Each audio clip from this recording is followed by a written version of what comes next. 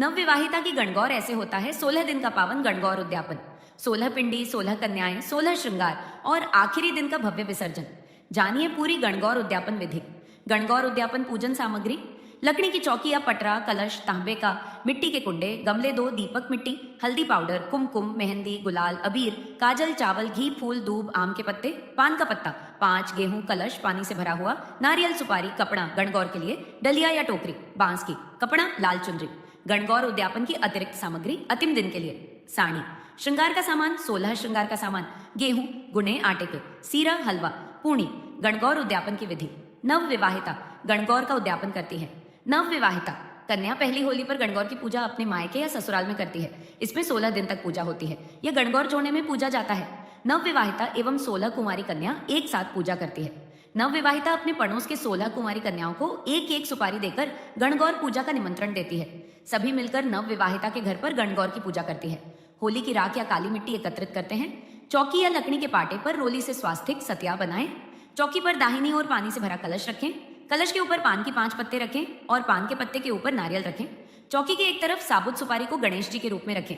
यहीं पर ₹1 भी रखें। अब गणेश जी की पूजा करें।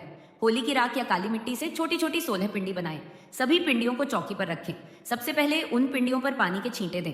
उसके बाद कुमकुम और चावल से पूजा करें।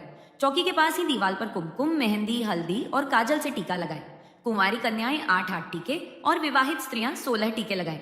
उसके बाद हाथ में दूब लेकर और पानी का कलश लेकर 16 बार जोड़ने के साथ गणगौर की पूजा गीत गाकर करें। पूजन के बाद गणगौर की कहानी के साथ साथ गणेश जी की कहानी सुने या कहें। कहानी के बाद पाटे का गीत गाएं। उसके बाद हाथ जोड़कर प्रणाम करें। फिर कलश के जल लेकर सूर्यदेव को अर्घ्य अर्पित करें। इसी प्रकार से 7 दिनों तक पूजा करें। 7वें दिन शीतला सप्तमी शाम को कुम्हार के घर से गणगौर भगवान और मिट्टी के 2 कुंडे ले आए। भगवान घर लाते समय बैंड बाजा के साथ आए। अष्टमी के दिन से बिजौरा जी की फूलों बनाए। मिट्टी के कुंडे में गेहूं बोए। गणगौर में ईसर जी, शंकर भगवान, गणगौर माता, पार्वती माँ, मालन माली का जोड़ा और एक विमलदास जी की मूर्तियां होती हैं। अष्टमी से इन सभी मूर्तियों की पूजा प्रतिदिन करें। अंतिम दिन की पूजा विधि: सीरा, हलवा, पूड़ी तथा गुने बना लें। घरेलू परंपरा के अनुसार 8 या 16 गुने बनाएं। आखिरी दिन गणगौर की 2 बार पूजा होती है। पहले प्रतिदिन के जैसे पूजा करें। उसके बाद अपने घरेलू परंपरा के अनुसार पूजा करें। पूजा में सीरा, पूणी, गेहूं तथा गुन्ने चढ़ाए जाते हैं। आधे गुने उठाकर ले लिए जाते हैं। विवाहित स्त्रियां दूसरी पूजा के पहले चोलियां बिछाकर गुन्ने रखती है। खुद के, भाई के, जवाई, पति के और सास के बराबर बराबर गुने रखे जाते हैं। परंपरा के अनुसार 8-8 या 16-16 गुने सभी के लिए रखे जाते हैं। चोले के ऊपर श्रृंगार का सामान और साड़ी रखें। पूजा के बाद सभी पर हाथ लगाएं। शाम को गणगौर का विसर्जन करें। विसर्जन के समय बैंड बाजा बजवाए। चढ़ावे को माली को देवे। घर लौटकर कम से कम 5 बधावे के गीत गाएं।